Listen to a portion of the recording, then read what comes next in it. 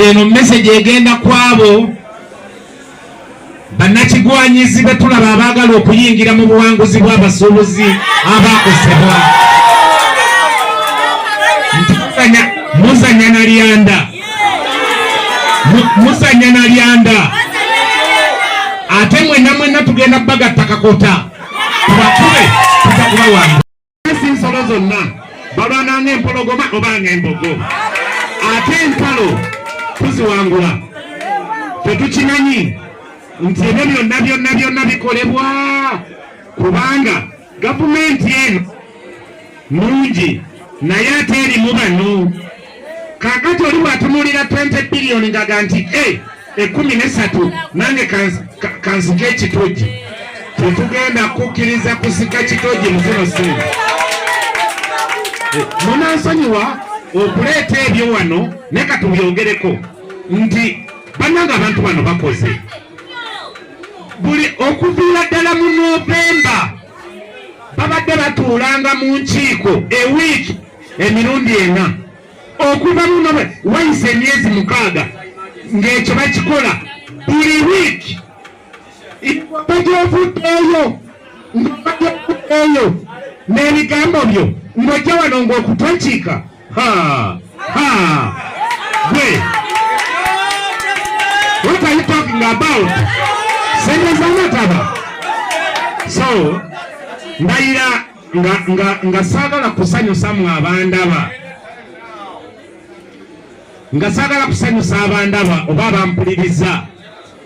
Mbagumye ng'ate bwe ngumye nnyo omutima gwange nti luno olutalo lwe tulimu.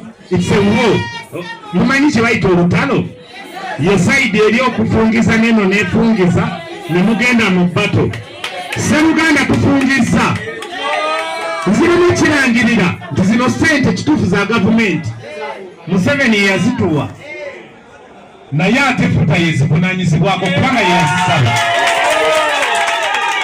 Kati buli ayagala okuwabula ajje awabule, atawabule bulungi, atawabule futa. Alwo futa naye yite betting committee. Betting committee eteeketeeke abantu baayo. Oyo agamba nti nno simanya waliwo bakubira essimu nga bali Masaka oli mulimba tokubanga ku ssimu n'emu. Kimanye abantu abali maduuka abamu bayavuwala kituufu baddayo ewaabwe mu byalo kubanga ne Right Honorable Prime Minister tebamuzaala Kampala, bamuzaala Kakubiro. Kati Kakubiro gye yava najja wano yajja kukolerawo mirimu gye. Kakati amanyi okuddayo keewaabwe. Nange era nzaala Masaka, osobola okunkubira nga ndi mu buddu. Mbagamba ebigambo bino bwenna bali wano nti omuntu yenna n'agezaako okwetikka sente z'amataba zigenda mutwala. Anagezaako okwetikka sente z'abasuubuzi zigenda kutwala, tezigenda kuleka waggulu. Ffe tuli wamu n'omukulembeze w'eggwanga lyaffe kubanga ye yatuwa sente, teri muntu mulala. Basabo ne banyabo twakubanga kampeni ng'abantu batusekerera. Twakubanga kampeni ng'abantu batusekerera nga baseka nga banafuya. Mugenze mufuuse kikolimo, mulidde mu nsi yammwe olukwe. Obuwanguzi Museveni yabutuukako. Oluvannyuma lw'okumala okubutuukako zino sente yazituwa kumwebaza. Kubanga si buli eyakosebwa ati agenda kuzifunako. Bannange mukirabe Pulezidenti yasiima abasuubuzi babawe 200,000. Naye temwerabira nze bino byonna mbyogera nze saakosebwa. Naye ate mbaddewo mu kulwanirira abo abantu abanaku sente bazikole ki? Saakola ki? Kaakati n'obwetowaze obw'ekitalo mukkane abasuubuzi mubeere bakkakkamu olunaku olw'enkya tebawadde asooza munne. Ne bw'osanga ayagala okubba ez'amataba, ne bw'osanga ayagala okubba ez'amataba enkya mubuuze musekere, naye kasita tuvaayo. The struggle continues. The struggle will continue chi.